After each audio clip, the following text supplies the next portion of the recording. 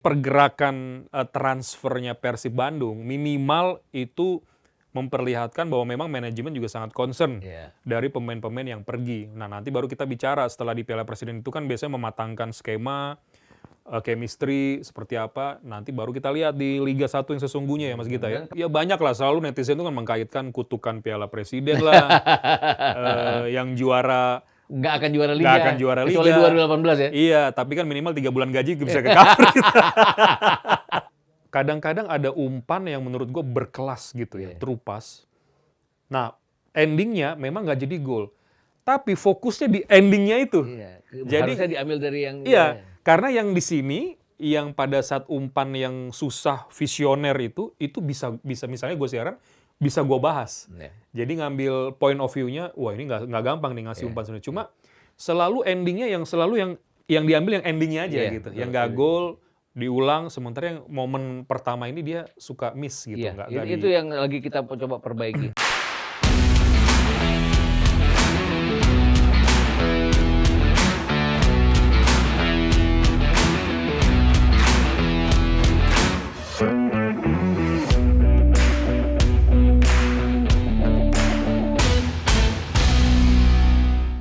Halo guys, ketemu lagi bareng gue, Edwin Setiadinata di Head to Head ya.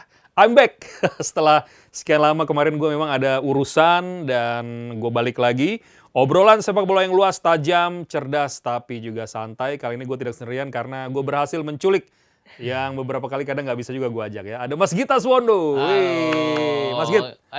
Baik. Sehat Mas Git ya? Diculik ngelewatin sungai dikit ya. Kan lu kepleset nyampe langsung.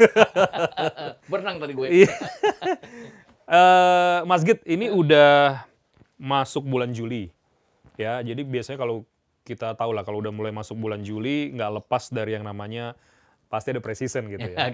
Kan udah ditetapkan. Memang salah satu hal yang gue suka tuh Liga 1 sekarang lebih rapi dalam hal kepastian jadwal gitu kan. Kalau backbone-nya udah rapi, tinggal selip-selipin jadwal-jadwal pre-season kan juga enak ya Mas Gita. Nah guys, bagi kalian yang belum tahu ya, Mas Gita ini sebenarnya juga orang di balik layar yang ngurusin itu tim produksi Liga 1 gitu. Jadi gue kenal Mas Gita juga udah cukup lama. Sesekali kalau urusan profesional gue sering ngeritik juga. Ya Mas Git, paling bicara soal pre-season kan 2 hari lagi nanti ada Piala Presiden ya Mas Git ya. Karena makanya lu sebelum ke Bandung gue culik dulu ke sini. Gue akan di Jakarta, akan ada tim yang di Bandung untuk 5 pertandingan. 7 pertandingan ya dengan 3-4 dan final, dan gue akan pegang yang di Jakarta pertandingan pembukaan. Oke. Tanggal 6. Tapi pertandingan pembukaannya justru jam 19.30, pertandingan pertamanya jam 15.30. Kalau ada yang berubah ya dari Piala Presiden kali ini, menurut lu kenapa tuh Mas Git? Karena secara jumlah peserta berkurang gitu ya. Tadinya bahkan gosipnya cuma 4, tapi sekarang sekarang bertambah jadi 6 tim. 6 tim dengan untuk 8 pertandingan. Sebenarnya dari tahun lalu kan udah agak berubah juga. Artinya dulu kan kita pernah 18 tim yang akan ikut Liga 1 ditambah dengan 2 tim yang ada di Liga 2. Terus lama-lama menjadi hanya 18 tim. Tahun lalu hanya 8 tim, ada 16 pertandingan ya tahun lalu kalau dilihat keseluruhan. Ada 3 kota waktu itu, Bandung, Bali, Gianyar maksudnya. Dan terus semifinal dan final di Solo. Betul. Sekarang bahkan berencananya memang sudah lama akan mengundang tim asing yang memiliki pemain Indonesia. Artinya untuk memperkenalkan mereka ke Indonesia. Dianggap gini pre-season tidak terlalu banyak peminatnya kalau bukan klub favorit mereka, sehingga harus ada semacam daya tarik lah. Daya tarik ya. Itu makanya Oxford yang ada Marcelino, terus kalau lihat ada Ole Romani yang udah bikin 3 gol dari 4 pertandingan buat tim nasional kita. Terus ada Port di mana ada Asnawi Mangkualam. Betul. Terus kalau kenapa 3 klub yang ada di sana, karena Arema juara bertahan. Tadinya nggak diambil, tapi kan ada semacam keinginan bahwa juara bertahan masa tetap tidak ikut mempertahankan gelar. Terus Persib juara Liga 1 dan terakhir Dewa United yang berhasil ada di posisi kedua kemarin. Beberapa klub mungkin mempertanyakan, tapi ada juga beberapa klub yang menganggap bahwa mereka juga belum siap tim ya. Bahkan Persib kalau dibilang kan timnya juga banyak yang hilang, banyak yang baru masuk. Ada yang dipanggil AFF Under 23 yang pasti nggak bisa ikut Piala Presiden. Mungkin juga ya itu tadi Mas Git udah bilang kalau beberapa tim belum siap, dan ada juga beberapa tim yang mungkin juga menggelar pre-seasonnya itu kadang sendiri ya Mas Git ya. Kayak Persebaya kan mereka ke Australia kalau nggak salah. Terus nanti tanggal 19 Juli barengan dengan AFF Under 23 nanti mereka akan ada friendly melawan PSS yang akan main di Liga 2. Belum PSIM juga kabarnya menggelar pertandingan persahabatan bersama Persija, belum tahu akan tayang di mana. Jadi banyak klub yang mencoba mengarahkan timnya untuk persiapan mereka ke Liga 1 dan Liga 1 sendiri kan jadinya nggak jadi tanggal 1 Juli, jadinya tanggal 8 Juli. Agustus. Sorry, 8 Agustus ya. Kenapa? Karena 29 Juli itu kan hari terakhir final kalau kita sampai ke final AFF Under 23. Ada beberapa klub yang pasti tidak bisa pemainnya dipanggil Under 23 kayak Persib, terus Borneo dan segala macam pasti persiapannya kurang lebih seminggu sampai 10 hari setelah AFF Under 23 selesai. Iya, kalau ngomongin lagi Piala Presiden, menurut gua ya Mas Git memang secara gengsi debatable sebenarnya. Iya, betul. Tapi kalau itu dikaitkan sama hadiah yang diraih, lebih besar dari Liga 1. Dari tahun lalu itu ya. Iya, jadi kemarin banyak yang joke gitu kan. Kita cuma main berapa kali dapatnya 5,5 M. Jadi kadang-kadang ada tim juga yang ikut tuh kepingin ya udah mumpung lumayan nih dapat duit segitu kan buat operasional lumayan juga di Liga 1. Bahkan tahun lalu tuh di final kan disebutkan bahwa ini hadiah jauh melebihi dari Liga 1. Dengan permainan yang waktu itu kan nggak banyak yang mainnya kan paling cuma 5 kali. Bahkan sekarang tim 4 kali. Betul. Kenapa 4 kali? Karena ada kutipan bahwa kontrak klub asing itu memang mereka hanya akan bermain untuk 3 sampai 4 pertandingan. Jadi untuk 3 pertandingan. Jadi mau nggak mau ya mereka nggak bisa lebih dari 3 pertandingan karena angkanya akan lebih tinggi lagi buat mereka nantinya. Gitu. Nah, itu banyak yang menghubungkan tuh Mas Git kalau bicara hadiah sebesar itu kenapa nggak ngadain kayak Piala Indonesia misalnya, atau hal-hal yang lebih dalam tanda kutip lebih berfaedah lah gitu. Buat ini ya, buat keseluruhan kesinambungan bahwa kenapa Piala Indonesia nggak ditampilkan lagi. Bahkan beberapa waktu yang lalu kan Rahmat Darmawan jelas-jelasan bilang Piala Presiden dijadikan pertandingan seperti Piala Indonesia aja kan. Iya, gitu. Betul. Mungkin ke depannya ya nanti, gue juga nggak tahu. Tapi yang jelas bahwa Piala Presiden harus ada untuk pre-season, untuk beberapa klub. Mungkin idealnya adalah seluruh klub merasakan, tapi ini kan tidak jadi karena ini kan sifatnya dadakan banget. Juga ada turnamen-turnamen di mana kita tidak bisa kayak AFF Under 23 itu kan pasti menyita waktu juga kepanitiaan dan segala macam. Juga ada klub yang kehilangan pemain, ada klub yang baru mengakhiri kompetisinya. Kalau di Indonesia kan jelas akhir kompetisi berarti mereka harus kontrak ulang. Kalau belum dikontrak mereka tidak bisa memperkuat timnya. Ini yang pasti akan merepotkan. Iya. Mungkin kita sedikit bedah kekuatan dulu ya dari tim lokalnya. Persib betul-betul begitu masif. Ya, beberapa pemain beberapa pemain andalan banyak yang pindah. Nick Kuipers terakhir ke Dewa. Kemudian tapi cukup bagus juga kalau gua lihat beberapa pemain baru yang datang nih, termasuk William yang bawa Arema kan juara Piala Presiden tahun lalu ya. Dan yang menariknya gini, orang kan bilang, ini gampang buat Persib mainnya di Jalak Harupat, mereka tuan rumah. Tapi nggak gampang loh. Kalau ngacu ke Liga 1 kemarin kan mereka di Jalak Harupat kalah 0-2 dari Dewa United ya. Iya, betul. Di kandangnya Dewa. Kekalahan pertama itu kan? Kekalahan pertama. Di kandangnya Dewa Agustus mereka 2-2. Jadi mereka secara head to head kalah dari Dewa. Iya. Lawan Port juga kan mereka di Jalak Harupat juga ya. Betul. Itu kalah 0-1 dari Port FC. Oke. Di Bangkok mereka 2-2. Jadi secara head to head melawan dua seterunya di grup A ini. Iya. Ya Persib juga yang nggak akan semudah itu juga. Jadi ini yang bikin seru jadi kalau gue. Iya, cuma memang menurut gue sih netizen juga harus paham ya Mas Git ya bahwa yang namanya pre-season ini bukan ngotot bukan ngotot nyari menang gitu loh. Iya, betul. Tapi pergerakan transfernya Persib Bandung minimal itu memperlihatkan bahwa memang manajemen juga sangat concern dari pemain-pemain yang pergi. Nah, nanti baru kita bicara setelah di Piala Presiden itu kan biasanya mematangkan skema chemistry seperti apa, nanti baru kita lihat di Liga 1 yang sesungguhnya ya Mas Gita ya. Dan kalau gue lihat kan Hodak udah 2 musim berturut-turut bawa Persib jadi juara. Iya. Walaupun musim pertamanya dia setengah musim, tapi dia kan berhasil. Sekarang kan dia membentuk tim baru dengan kehilangan beberapa pemainnya. Yang paling bagus adalah adanya Piala Presiden ini. Nggak harus jadi juara. Kayak kalau kita ngeliat tahun lalu kan Persib juga berantakan ya, bahkan nggak masuk ke semifinal. Tapi di liganya mereka konsisten. Itu tadi yang lu bilang baru kalah lawan Dewa United di putaran kedua. Jadi Januari itu mereka baru kalah. Ya ini jadi gue lihat bahwa mereka memanfaatkan pembelian pemainnya untuk digunakan di pre-season dengan sangat baik. Iya, jadi memang ya banyak lah selalu netizen itu kan mengkaitkan kutukan Piala Presiden lah, yang juara nggak akan juara liga. Nggak akan juara liga. Kecuali 2018 ya. Iya, tapi kan minimal 3 bulan gaji bisa ke-cover gitu. Nah, ada yang menarik Mas Git. Gue kemarin tuh sempet kalau lagi siaran Liga 1 gitu ya, terutama PSS Semarang. Kalau kita bicara Dewangga gitu ya, gue sempet iseng-iseng, ini pemain bagus loh. Ini penasaran gue mau kemana.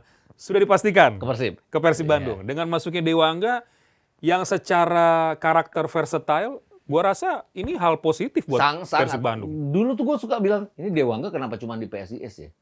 Waktu dia bawa tim ini jadi juara SEA Games kan orang nyebutnya Marcelino waktu itu, semua pemain-pemain lah yang fokusnya ke sana ya. Tapi kan mereka lupa serangan awal itu selalu dilakukan oleh Dewangga dari posisi center back, dia crossing ke kanan, crossing ke kiri. Artinya kan umpannya itu akurat banget ya. Kalau bisa dimanfaatkan oleh sayap dengan sangat baik, ini yang luar biasa. Dan Persib kan punya kemampuan untuk itu. Ini maksud gue inilah yang kalau kemarin ya lupain lah, PSIS Semarang kan dalam tanda kutip juga berantakan semuanya ya. Kenapa dia nggak luar biasa. Tapi ini contoh pemain muda yang tidak terlalu terlihat menonjol, tapi dia bisa bermain di segala posisi. Dia bisa di center back kiri, bisa di back kiri, bisa DM juga. Nah, dan itu sangat dibutuhkan. Dan sesekali kadang bisa ngambil long distance free kick gitu.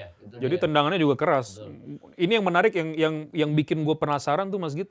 Dia ini kira-kira akan ditaruh di mana? Ini masih pertanyaan yang sangat menarik kan? Karena Coach Boyan Hodak ini kan penuh kejutan juga gitu. Dan menariknya ini, gue tuh sangat senang apa ya, tim yang switching play dengan sangat baik.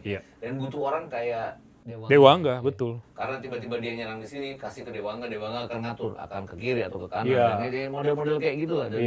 Ya sepak bola modern lah jadinya ya. Terlepas bahwa ya posisi kayak dia kan nggak terlalu menonjol, apalagi kalau dia DM itu kan kayak unsung hero ya. Dan dia adalah unsung hero yang ya itu tadi, SEA Games kita juara ya karena jasa dia, salah satunya jasa dia juga. Iya, dan susah juga kalau kita nyari pemain yang memang kuat di kaki kiri kan, Mas Git ya. Kan banyak yang bilang nih kalau di sepak bola modern tuh center back itu sebaiknya satu bisa kaki kiri, satu kaki kanan. Jadi balance gitu build up-nya gitu ya. Dan ini terbukti dengan apa ya? PSIS kan sebenarnya kecuali musim ini sebenarnya nggak buruk-buruk amat ya. Beberapa pertandingan juga masih oke. Dewangga membuktikan kualitasnya juga masih oke. Di luar dia tidak banyak dipanggil oleh tim nasional, tapi dengan sekarang banyak sekali diaspora kita, tapi dia salah satu yang juga gue anggap akan menonjol, dan bersama Persib dia jauh akan lebih baik dibandingkan dia bersama PSIS Semarang. Iya, kemudian masuk lagi, mungkin kita nggak usah bahas semua ya Mas Git ya, tapi menurut gue masuknya William ini juga bagus sebagai juara, betul attacking playmaker lah istilahnya. Jadi tidak terlalu kehilangan yang namanya Ciro Alves juga. Tusukan, umpan dengan disupport Dewangga masih oke ya, dengan pembelian dua pemain ini sih menurut gue oke banget gitu. Kalau gue bilang bahwa semua orang mungkin meragukan awalnya ya, kan banyak yang bilang bahwa kalau cuman 2 kali juara biasa, hat-trick baru luar biasa ya. Iya. Ya, Hodak kan pasti akan menuju ke arah sana. Nggak akan mudah karena dengan pemain baru, tapi ya kalau kita lihat kan Persib di 2 musim lalu waktu mereka juara, kan mereka juaranya di Championship, nggak juara di reguler liga juga ya. Iya, kecuali kemarin ya. Kecuali kemarin. Artinya ya secara reguler permainan kan dia juga nggak ini ya, kadang-kadang konsisten, kadang-kadang enggak. Tapi di paruh musim kedua biasanya mereka luar biasa. Dan ini yang harus diperhatikan bahwa Hodak setidaknya punya separuh musim untuk memperbaiki timnya kalau sampai tidak berhasil. Iya, dan kemudian kalau kita bicara 2 musim pengalaman Hodak dengan segala tekanan yang dia bisa lepaskan itu, kemudian ruang ganti berbicara juga bisa merubah babak kedua, tetap menjadi kontender ya,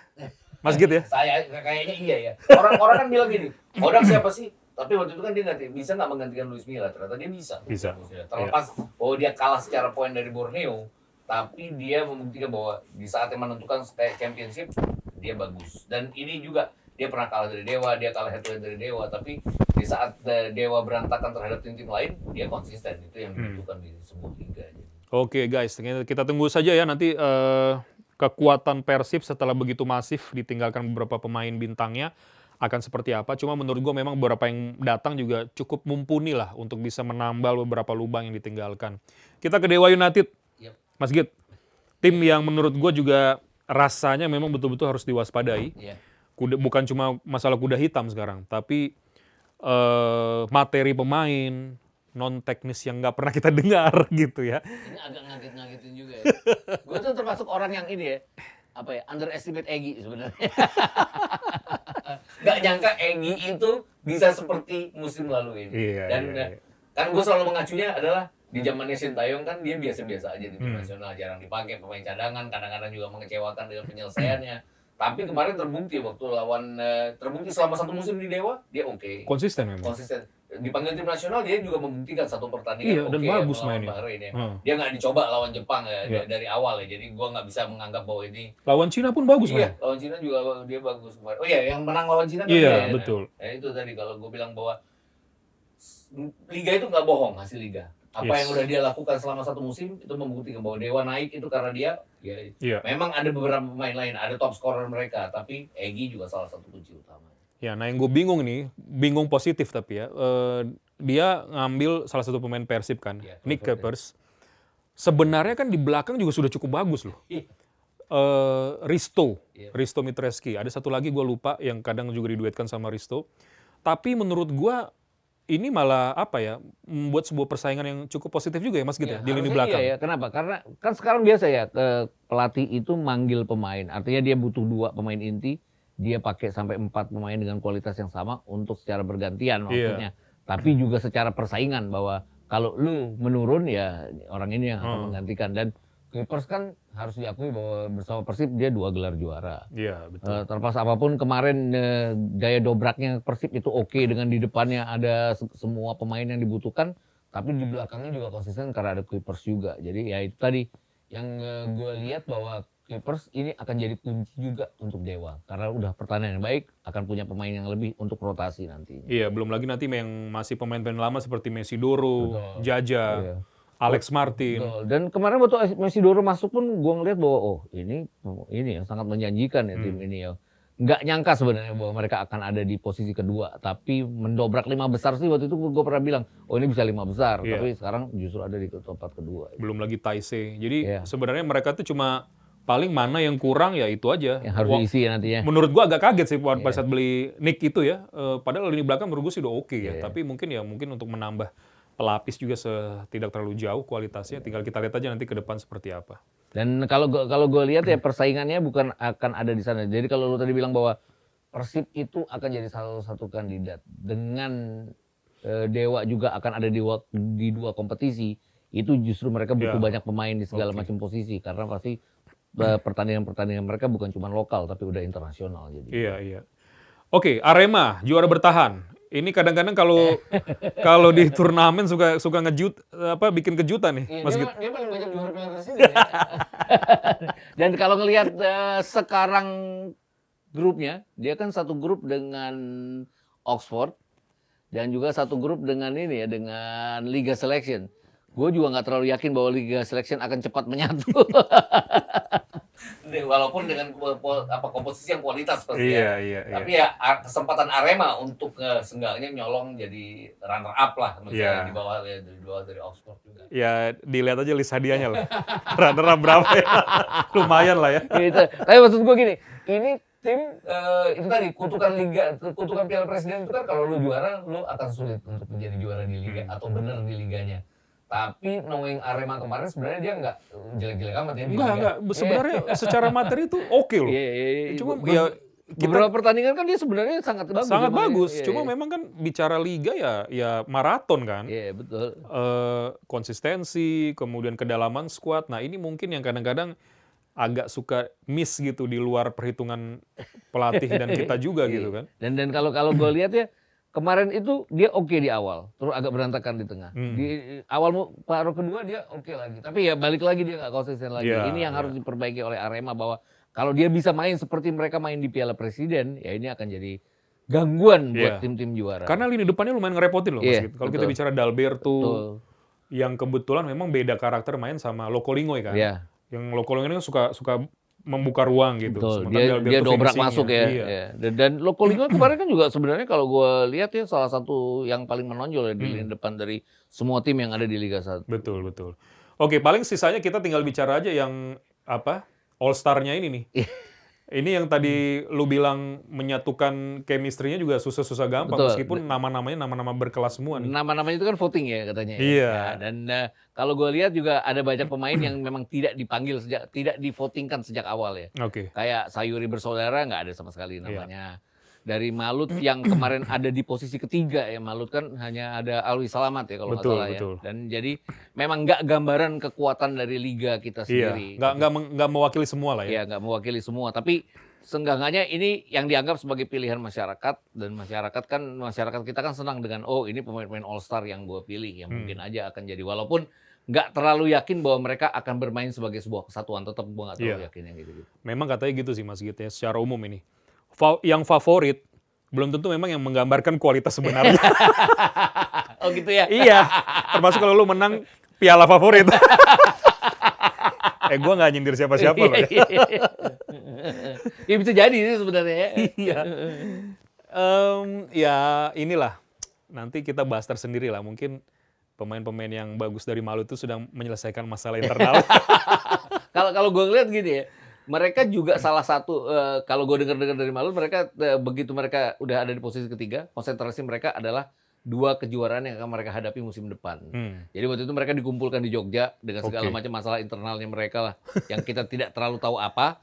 Tapi yang jelas bahwa mereka ingin ada masa reses istirahat. Itu yang membuat mereka juga tidak terlalu, mereka yang juga tidak protes dengan tidak adanya mereka di Piala Presiden itu. Yang paling yang gue penasaran ya, dengan tidak adanya lagi Imran Nahhomaruri dan juga Yayan Tumena, ini kan PR besar bagi manajemen untuk mencari pelatih lokal ya. Iya, meramu dan menjaga gitu ya kualitas yang ada sekarang di Malut, plus kualitas itu bertambah gitu dengan masuknya beberapa pemain yang kita langsung sebut saja, David da Silva, Ciro Alves, yang punya kualitas lah ya. Betul, ini menarik sebenarnya kalau kita lihat kekuatan. Kalau kalau betul-betul bisa dimaksimalkan, bahaya juga sebenarnya Malut ini kan. Dan banyak bahkan gini loh, waktu kemarin di paruh musim kedua ya, kalau ngelihat line up-nya Malut sebelum kick off mulai itu kan, banyak yang bilang bahwa gua sama teman-teman gua lah, teman-teman sesama komentator itu bilang ini harusnya ada di urutan ke-5 atau ke-6 waktu itu. Si Malut itu kan. Waktu itu kan Malut kan masih ada di 7-8 ya waktu awal Januari. Karena ngelihat pemain-pemainnya secara kualitas oke-oke semua gitu. Jadi ya terbukti kan mereka pelan-pelan naik, dan sekarang yang harus dibuktikan adalah dengan pelatih baru yang kabarnya juga akan lokal, karena kan manajemennya kan bilang bahwa mereka mengutamakan pelatih lokal. Ya nggak gampang buat pelatih lokal itu untuk memegang pemain bintang, kan selalu gitu kan masalahnya. Iya, egonya soalnya. Iya, betul. Ya, Ego kamar ganti yang berat itu kan. Iya, karena ini kita luruskan juga ya Mas Git ya. Ini kepada netizen. Sepak bola nggak sekedar taktikal aja. Betul. Lu bisa handle ruang ganti. Cukup tinggi untuk keberhasilan tim itu. Betul. Ini yang susah nih, karena ada ilmu lain di luar sepak bola katanya, yaitu psikologi juga. Komunikasi psikologi. Betul. Nah, ini udah agak dalam nih ngobrol. Betul. Dan apa ya, kerja sama tim itu bukan terjadi hanya di 2 kali 45 menit kan. Di keseluruhan kehidupan mereka selama satu musim itu. Betul. Oke, kira-kira begitu untuk Piala Presiden. Kita tunggu saja lah ya. Ini kan hiburan lah untuk masyarakat sebelum gongnya Liga 1 kita mulai. Kita nunggu Marcelino dan Ole Romeni juga. Mudah-mudahan gue sih berharap mereka diturunkan terus lah. Iya, harusnya ya. Karena fansnya udah makin banyak nih di sini, Romeni sama Marcelino. Nah, sebelum Liga 1 mulai kan nanti ada U23, AFF. Rasanya menarik juga kalau kita sedikit bahas ya, Mas Git. Boleh. Mematangkan juga, walaupun kapasitasnya masih di Asia Tenggara gitu. AFF ya. Dan beberapa pemain yang terpilih juga cukup banyak dari under 20, ini menarik juga. Targetnya juara, jelas itu kan. Disebut oleh Pak Maji bahwa kita harus juara. Terus kalau dilihat bahwa ini tim kebanyakan dari timnya Indra Syafri yang kemarin juara AFF under 19. Ya, tapi dianggap gagal di Piala Asia. Tapi kalau bicara kualitas sih sebenarnya nggak buruk ya mereka ya. Kita punya Jazz Raven di depan, kemudian ada beberapa pemain center back-nya yang Kadek Ariel juga oke. Ya, dan gue yakin bahwa kalau ukurannya hanya AFF dengan grup kita isinya Brunei, terus pertandingan kedua Filipina dan Malaysia, harus juara grup. Iya, betul. Persoalannya setelah juara grup, yang gue baca dari Bagan, juara grup A, kita kan kalau juara grup A itu akan berhadapan runner up. Dengan runner up, bukan, akan berhadapan dengan juara grup C. Oh, karena 3 grup ya? Atau kalau runner up-nya tidak dari grup A. Kalau runner dari grup B atau grup C, kita akan berhadapan dengan runner up. Kalau gue ngelihat Bagannya, kemungkinan Malaysia yang jadi runner up grup A. Jadi kita nggak mungkin langsung berhadapan dengan runner up lagi. Kita akan berhadapan dengan juara grup C. Nah, itu yang semifinal akan jadi pekerjaan rumah kita karena berhadapannya dengan Thailand ya kalau melihat itunya. Iya. Tapi dengan sudah dipastikan Gerard Van den Berg yang pegang. Menurut lu Mas Git, apakah dengan sosoknya, kemudian dengan pengenalan materi pemain yang kita punya, kombinasi itu seperti apa Mas Git? Kita kan ada kombinasi, kita kan isinya adalah under 20. Iya. Nggak banyak dari sisa under 23 kemarin. Kemudian dari tim AFF yang kemarin gagal di AFF ya, ada Victor Detan dan segala macam. Tergantung polesannya dari Van den Berg ya, belum terlalu ngelihat gue. Tapi kalau ngelihat kemampuan kualitas individu harusnya ya kita bisa bergerak sebagai juara grup dari putaran pertama. Tapi nggak terlalu yakin bahwa kita akan bisa gampang melewati Thailand ataupun Vietnam nantinya. Kecuali nanti kan yang kita sorot nanti pas di Septembernya ya, pas di AFC-nya ya. Itu kan kabarnya akan ada Ivar Jenner yang mungkin main kembali. Mungkin aja Marcelino. Kemarin ini yang gue senangnya adalah kita tidak Van den Berg jelas tidak memanggil pemain-pemain yang sudah mengisi slot senior. Iya. Kalau di negara-negara maju sepak bola kan gitu kan. Betul. Ya, setuju gua. Ya under 23 ya. Iya. Yang udah dipanggil senior kayak Lino, kayak Ivar Jenner, kayak siapa Hubner segala macam, strike yang masih mungkin dipanggil untuk under 23 nggak dipanggil lagi. Dan sekarang terbukti, nah masih mau dilihat. Karena kan nanti kan levelnya akan lebih tinggi, AFC qualifiers untuk Piala Asia. Dan kita kemarin terakhir adalah di semifinal yang hampir nyaris lolos ke Olimpiade ya. Pasti akan ada tekanan dari federasi juga bahwa harus manggil pemain ini. Ini yang kita lihat gimana Van den Berg. Gue cukup yakin ya dengan Van den Berg. Artinya kan kemarin ada yang mengatakan bahwa siapa yang bilang ya? Oh, Victor Detan bahkan yang bilang itu. Victor Detan bilang bahwa latihannya oke. Artinya kita tidak terlalu banyak pegang bola. Kita harus lepas bola setelah berapa detik. Kalaupun kita ditekan, kita harus cari lawan yang tidak tertekan. Jadi latihannya udah benar-benar sepak bola modern. Dan itu penting ya bahwa lawan-lawan kita nanti setelah keluar dari grup pasti akan sangat berat dengan gaya main yang sepak bola modern. Iya, gue setuju sih. Itu oke banget itu. Kalau memang kayak gitu ya. Memang secara pemahaman bagus lah ya. Kalau kita bicara pemahaman Van den Berg di sepak bola modern. Yang paling menurut gua sih tinggal, nah ini kadang netizen bahas juga nih, Mas Git. Apa? TC. Karena TC tetap lah, TC terbaik ya tetap lah yang sering gua tegaskan berkali-kali ya memang yang aktif di klub bermain gitu kan. Nah, repotnya adalah under 23 kita kan udah banyak yang main di klub ya. Iya. Tapi kan kalau under 20 juga ya beberapa pemain udah ya sebenarnya ya.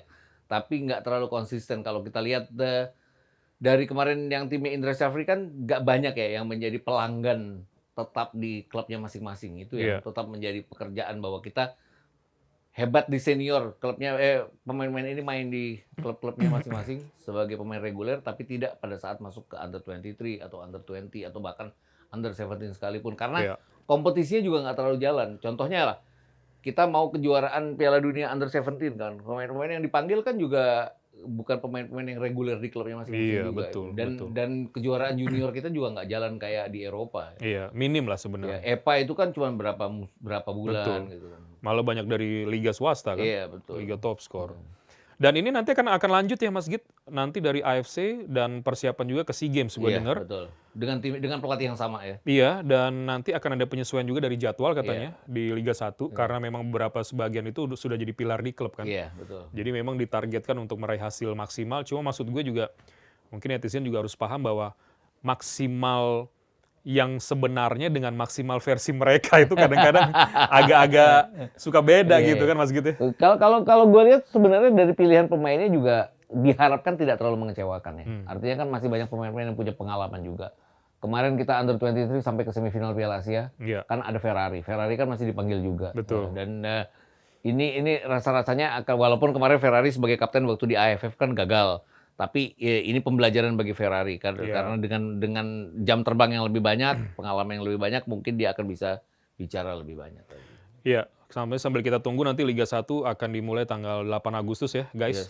Ini menarik. Kalian mungkin sudah dengar lah beberapa berita-berita transfer seputar tim-tim Liga 1 ya. Ini betul-betul menarik untuk kita membaca, memetakan kekuatan. Nah, ngomongin Liga 1 Mas Git. Sorry nih Mas Git, kalau gua tuh kadang-kadang kalau siaran ya, ini banyak juga nih titipan pertanyaan netizen nih. Misalnya soal replay, kamera, mungkin bisa cerita sedikit gak sih Mas Git? Tahu nggak guys, ini dia yang ngontrol nih sebenarnya nih. Jadi nanti kalau ada komplain biasanya gue ke dia nanti kasih tahu tuh ke tim-tim teknisnya. Kita tuh kalau Liga 1, Liga 1 itu kan kita pakai 9 kamera. 9 apa 6 ya? 9 kalau Liga 1. Oh. Sejak ada VAR kita pakai 9 kamera. Sebelumnya? Sebelumnya kita pakai 8 kamera. Tapi kan untuk VAR karena angle harus didapat di semua sisi, kita pakai kamera reverse di timur lapangan. Artinya tambahannya 1 aja, cuma memang dari angle yang lain itu yang sudah ada gitu ya? Ya, sudah ada 8.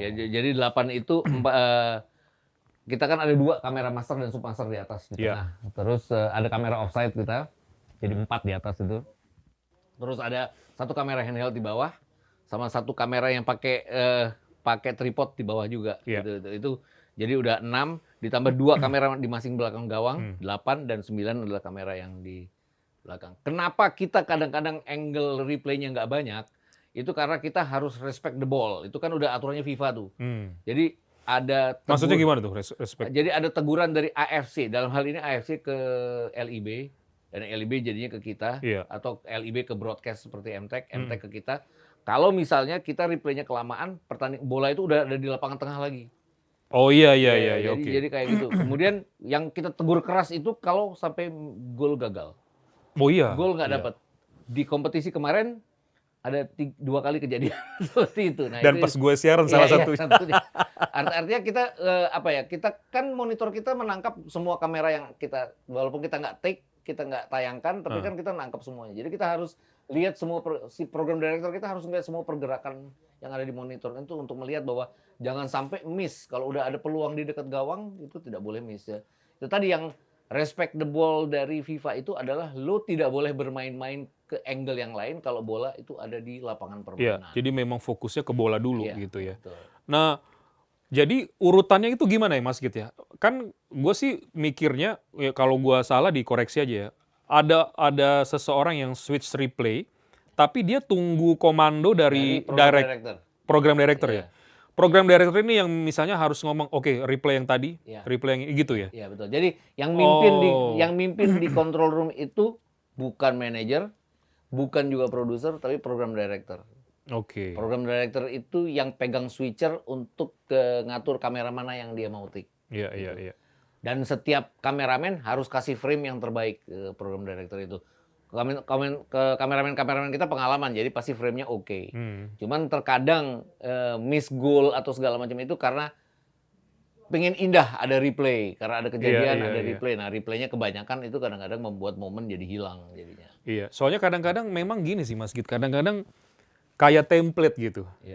Jadi seolah-olah begitu ada kejadian pelanggaran atau peluang, seolah-olah itu memang harus di-replaykan. Sebenarnya bisa ditunggu ketika ada sesuatu yang lebih urgent gitu. Nah ini yang gini-gini yang kadang-kadang agak miss gitu ya Mas ya. Itu kadang-kadang missnya adalah karena itu harus pakai timing ya. Kadang-kadang timingnya nggak jalan atau segala macam gitu. Pernah satu kejadian gini, penalti buat sebuah tim waktu itu. Gue lupa timnya apa lawan apa. Penalti di menit akhir. Itu yang bikin director itu terdistract pikirannya dari penendang penalti adalah karena di bench pemain yang lagi nendang penalti, mereka tuh semua berdoa, mudah-mudahan gol itu masuk. Itulah, mereka berdoa, ada yang secara agamanya Islam mereka sujud gitu, ada yang berdoa dengan tangan seperti ini. Jadi itu yang kelamaan diambil. Oh iya. Jadi begitu si peluit wasit itu agak terabaikan, si penendang lari itu buru-buru di switch, jadi gambarnya cuma dapat.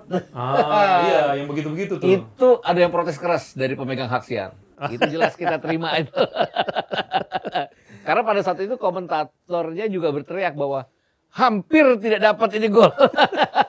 Kayak itu. Tapi itu wajar. Jadi memang kelamaan itu kita tegur. Kenapa? Karena kelamaan mengambil momen. Tapi nggak mengherankan karena itu drama buat dia, buat si director itu drama. Cuma masalah durasinya aja. Iya, durasinya. Boleh aja diambil aja itu lagi berdoa, tapi ya langsung ke karena itu respect the ball itu kalau penalti di aturan FIFA dan kita tuh baru belajar pada saat Piala Dunia Under 17 tahun kemarin 2023 bahwa kalau lo ada penalti, lo ambil dari kamera master karena itu menyakup seluruh lapangan. Iya. Jadi nggak ada tuh kamera angle satu persatu. Jadi semua penonton di rumah itu harus lihat apa yang penonton di stadion lihat. Iya. Itu jadinya. Sama gini juga Mas Git, ini gue mungkin sedikit masukan ya. Kadang-kadang ada umpan yang menurut gue berkelas gitu ya, terupas. Nah, endingnya memang nggak jadi gol. Tapi fokusnya di endingnya itu. Jadi harusnya diambil dari yang... Iya, Karena yang di sini, yang pada saat umpan yang susah, visioner itu bisa misalnya gue siaran, bisa gue bahas. Jadi ngambil point of view-nya, wah ini nggak gampang nih ngasih umpan sebenarnya. Cuma selalu endingnya yang diambil yang endingnya aja gitu. Yang nggak gol, diulang, sementara yang momen pertama ini dia suka miss gitu. Itu yang lagi kita coba perbaiki. Ada beberapa director yang mengambilnya dari awal. Oke. Karena itu jalannya gol maupun jalannya permainan gitu kan. Nah, ada yang langsung endingnya. Itu thank you masukannya. Karena itu sangat bagus sekali bahwa emang harus dari awal kejadian, dari awal umpan itu. Bukan dari end passingnya aja, tapi dari first passingnya juga. Proses ya? Iya, proses. Proses awal. Cuma memang kadang ada juga yang ambil yang endingnya aja, karena umpan memang umpan biasa juga. Betul. Gitu. Dan mungkin mereka takutnya adalah kalau gua ambil dari ini akan kelamaan sehingga kemudian bolanya udah nanti akan permainan lagi segala macam gitu. Tapi anyway, sorry ya Mas Git kalau kadang-kadang di siaran itu gue sering agak kritik gitu ya. Kita butuh masukan kayak gitu. Gue juga dengerin kok semuanya itu. Walaupun ada perdebatan di tim produksi, tapi ya pasti itu akan jadi masukan gitu. Oke. Karena yang teriak-teriak juga bukan dari komentator aja, tapi dari pemilik hak siar karena mereka berhak melakukan itu. Ya kira-kira kalau gue sih mudah-mudahan next season ini makin membaik ya Mas Git ya. Jadi kita jaga semua kualitas. Termasuk gue gitu ya, karena memang style gue itu kan kalau ada hal yang bisa menjadi sebuah informasi edukatif, langsung gue info di situ. Betul. Cuma kalau nggak disupport sama highlight, gue agak susah gitu informasi itu. Kan. Banyak ya, dan itu kita akan terus memperbaiki. Dan kabarnya kan Liga 2 ini akan diproduksi semuanya karena akan menggunakan VAR. Betul. Walaupun jumlah kameranya tidak akan sebanyak Liga 1. Iya. Tapi bayangin nanti kita juga harus naruh alat akhirnya di Papua. Karena ada Persipura, Balikpapan karena ada Persiba, Palu bahkan ya karena ada Persipal Palu. Persipal Palu ya betul. Wah, LIB budgetnya nambah dong. Karena dari pemegang hasil nambah juga tuh pasti. Waduh, memang risiko untuk meningkatkan sebuah kualitas kadang-kadang nggak bisa lepas dari situ juga sih. Ya. Talentnya juga harus ditambah tuh budgetnya. Ketawa yang belakang layar. Oke Mas Git, kita tunggu aja nanti ya keseruan Liga 1 dan Liga 2 yang sudah dipastikan pakai VAR ya. Menarik ya pemirsa, ada terobosan lagi karena memang sejak ada VAR itu, terus terang gue kasih tau kalian bahwa memang banyak sekali keputusan wasit itu yang direvisi menjadi lebih baik lagi. Betul. Ini penting sekali. Walaupun jadi pertandingannya jauh lebih panjang intinya. Iya, ini soal masalah waktu gue rasa sekarang sudah mulai terbiasa lah wasit-wasit ini untuk cepat gitu kan. Makanya nggak selalu on field gitu reviewnya. Kalau sudah clear dari VAR room, control room, ya udah. Tanpa penonton harus tahu, harus diperlihatkan ya. Gitu aja udah. Nah, by the way, Mas Git ngikutin ini nggak? FIFA Club World Cup? Iya, sedikit-sedikit ngikutin. Sedikit ya? Menurut lo deh, penting nggak sih itu Mas sebenarnya Mas? Gue kadang-kadang tuh orang udah mau liburan disuruh main lagi gitu kan. Gue tuh gini, gue kan termasuk buruh ya. Jadi kadang-kadang kalau Liga 1 udah kelar, kita agak menarik napas bahwa nanti Piala Presiden masih sebulan lagi, jadi ada waktu istirahat. Iya. Jadi ya nonton gitu. Itu gitu ya. Tapi kan gue mulai memperhatikan Piala, nggak dari awal, tapi gue mulai memperhatikan waktu dibilang bahwa kok penontonnya dikit. Tapi sebenarnya jumlah penontonnya juga kalau diambil rata-rata 35.000 ya. Tuh masih oke dong. Iya masih oke lah. Menurut gue 20.000 pun masih oke. Dari 11 kota, 12 stadion, 35.000 itu kan oke ya. Dan ini kan kali pertama. Memang nggak semuanya kualitas. Ada kayak Auckland City. Iya, gitu kan. Itu kayak latihan aja tuh. Iya, kayak itu pemain-pemain amatir ternyata ya. Yang masih kerja kantoran, banyak yang nggak diizinin kantor. Tapi kemarin kan seenggaknya itu tadi balik-balik lagi. Gua kan habis nonton F1 nih, film F1 itu. Oh, sama.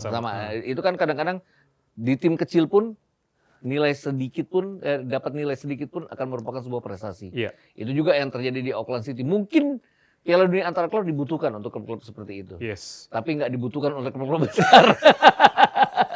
Karena bayangin udah main 10 bulan, pemainnya perlu istirahat. Mereka harus tetap main. Udah di limit peak-nya gitu maksud gue. Jadi maksud gue juga FIFA ini harus betul-betul melihat dari segala sisi sih. Iya, betul. Karena ya oke lah kalau ada juga yang bilang bahwa ini test case untuk tuan rumah Piala Dunia tahun depan. Iya. Gitu. Cuma maksud gue ya momennya aja klub-klub yang kadang-kadang juga timpang gitu, kemudian sudah waktunya liburan, istirahat. Sampai ada beberapa kalau gue lihat kadang pemain itu udah nggak konsen lagi gitu. Iya, bahkan kemarin tuh Bayern Munchen yang gue geli adalah karena cuaca panas juga ya di Amerika. Iya, betul. Mereka nonton pemainnya nggak dari bench ya, dari kamar ganti ya mereka ya, karena mereka butuh air conditioner dan segala macam. Terus yang lebih ini lagi adalah klub pasti nggak maksimal keseluruhannya. Iya. Karena mereka udah masih mikirin libur dan segala macam. Mungkin dalam hatinya mereka enak bener nih klub yang nggak harus ikut ya gitu kan. Dan tapi balik-balik lagi, FIFA kan sudah menghilangkan turnamen konfederasi yang kabarnya akan diusahakan lagi. Kenapa nggak konfederasi aja kalau mau? Setuju gue. Kan latihannya bukan buat semua tim, tapi latihannya untuk panitia penyelenggara kan, buat menjalan. Dan itu aja ada di beberapa kota yang menjadi penyelenggara tahun depan. Gitu. Ini artinya berarti ke depan bisa tetap diadain lagi? Tapi katanya 2029 udah banyak kandidatnya. Arab pengen, Australia pengen. Iya. Tinggal waktu penyelenggaraan mungkin. Penyelenggaraan aja. Kan tapi ini balik-balik lagi. Diselenggaranya kan di Amerika sekarang untuk menguji bagaimana tahun depan ya. Iya. Kemarin kalau ngeliat suhunya juga ngeri ya kalau tahun depan ya, dengan segala macam. Karena memang udah masuk di summer kan ya. Bulan Juni-Juli itu kan ya. Tapi balik-balik lagi itu tadi dengan penonton yang rata-rata 35.000 oke-oke aja itu sebenarnya. Jumlah golnya pun udah 50 pertandingan 150 kan golnya. Jadi rata-rata 3 kan. Di Piala Dunia aja nggak pernah nyampe ke 3 kan gitu kan. Ya itu karena kualitas juga sih. Ya itu ada yang kalah 10-0, ada yang kalah 7-0 gitu. Dan ya bagusnya mungkin buat klub-klub seperti Auckland City itu tadi ya. Ini apa ya, semacam pembelajaran bahwa mereka juga bisa bermain di ajang dunia. Tapi pasti membosankan buat pemain-pemain yang kayak Manchester City, kayak Bayern Munchen, walaupun City menang 3 kali berturut-turut ya, satu-satunya tim dengan 100%. Betul. Paling kita tunggu aja ya Mas Git ya. Iya. Karena memang FIFA ini menurut gue sih rada-rada juga sih dalam tanda kutip tuh. Ya gue ngerti lah, karena gue dulu pernah di marketing, jadi jumlah match menentukan cuan. Itu dia kenapa rencananya akan ada 64 tim di Piala Dunia 2030 kan. Jumlah pertandingan akan jauh lebih banyak, angkanya juga akan lebih tinggi ya. Gila. Dan balik-balik lagi, tadi kalau mungkin membosanin buat klub besar. Tapi kayak Chelsea kan tadi malam menang 4-1 ya. Mungkin Chelsea pengen buktiin bahwa gue bisa juara juga. Dengan musim kompetisi yang nggak bagus ya, itu kesempatan mereka. Sama menurut gue sih udah harus jelas juga ya, kualifikasinya penentuan untuk tim yang ikut gitu kan. Iya. Ini kan nggak jelas ya kalau nggak jelas, belum jelas sih menurut gua gitu. Oke, City dari Inggris ya. Tapi yang lain-lain ya Chelsea kan lagi menurun juga kalau dibilang sekarang. Iya. Tapi ya udah oke lah, masih trial error. Cuma memang gua berharap FIFA ini juga jangan latahan lah gitu kan, ngelihat nggak cuma FIFA loh, beberapa konfederasi lain itu begitu melihat ini bikin ini, semuanya pengen ikut lagi, sementara nggak menyadari bahwa aktor-aktornya, artis utamanya kan manusia yang punya limit juga. Gitu. Tapi itu pro kontra juga loh, Win. Jadi gini, ada beberapa teman yang juga komentator bilang, ya lu kalau udah digaji, dalam liburan pun lu digaji, lu harus bisa bekerja gitu loh. Ya kalau dari situnya, tapi setuju nggak setuju? Iya setuju, tapi susah juga ya. Kita sebagai pekerja juga kan kita butuh liburan. Iya. Itu betul. Tadi yang gue bilang, kalau Liga 1 udah kelar, itu kita seneng banget kalau oh, nggak jalan-jalan dulu. Nanti baru jalan. Walaupun nanti ya pasti akan ada kegatalan lagi buat jalan-jalan. Kalau hostnya sih pinginnya nggak ada libur, Mas. itu kalau waktu ada yang bilang, gila 64 tim di Piala Dunia 2030. Ya nggak apa-apa dong, jumlah pertandingan banyak buat host komentator. Kan serba salah. Kalau lu hostnya cuma komentator sekian, banyak siarannya. Berarti kan lu butuh juga, ya terserah aja sih, iya kan gitu. Mas Git, terima kasih. Thank you.